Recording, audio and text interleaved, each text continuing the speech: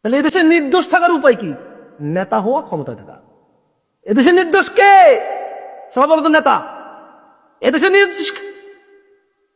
নির্দোষ যে নেতা না, সে নির্দোষ না। যতদিন এদেশে কেউ নেতা থাকে ততদিন সে নির্দোষ থাকে। দুদক তারা দেখে না, সাংবাদিক তারা দেখে না, পুলিশ তারা দেখে না, র্যাব তারা দেখে না, কোনো প্রবলেমই পায় না তার। ওই দিন শুনলাম লোটাস কাওয়ালের নাকি 300 কোটি টাকার মতো দুর্নীতি খুঁজে পাইছে দুদকে, এতদিন পায় না। আমি প্রশ্ন করছি না, কারো প্রশ্নবিদ্ধ করছি না। হয়তো সবারই মানে আমিও তো বলতে পারি না, এখন বলতেছি, হয়তো সেও এখন ধরতে পারতেছে। আমি দেখেন লজিক বোঝেন, আমি কিন্তু এটা বলতে পারছি, এই ওয়াজের মাঠে কি আমি এটা বলছি? আপনারা আমার না করছিলেন বলতে?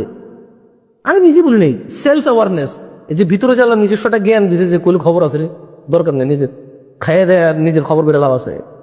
হতে পারে তারও কোনো এরকম সমস্যা ছিল। দেখেন আমি কিন্তু কাউকে প্রশ্নবিদ্ধ করতেছি না, আমি মূলত এখানে একটা যুক্তি দিয়ে বোঝাতে চাচ্ছি যে দোষটা আমার। দোষটা কার?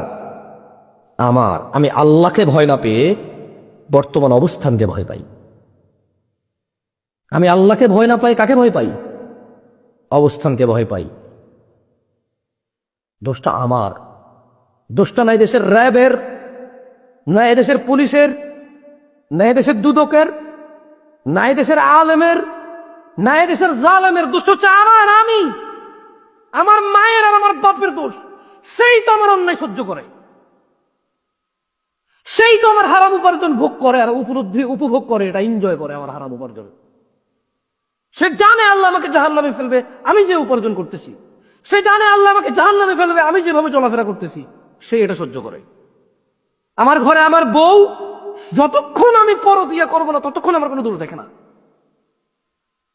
আমার ঘরের বউ, যতক্ষণ আমি পরকিয়া করবো না, আরেক মহিলার সাথে কথা বলবো না, আমি চুরি ডাকাতি দুর্নীতি রাহাজানি হত্যা খুন মারামারি কাটাকাটি নেশা যা খুশি তা করি, আমার বউর কাছে আমি খারাপ হবো না। যখনই আমি কোনো মহিলার সাথে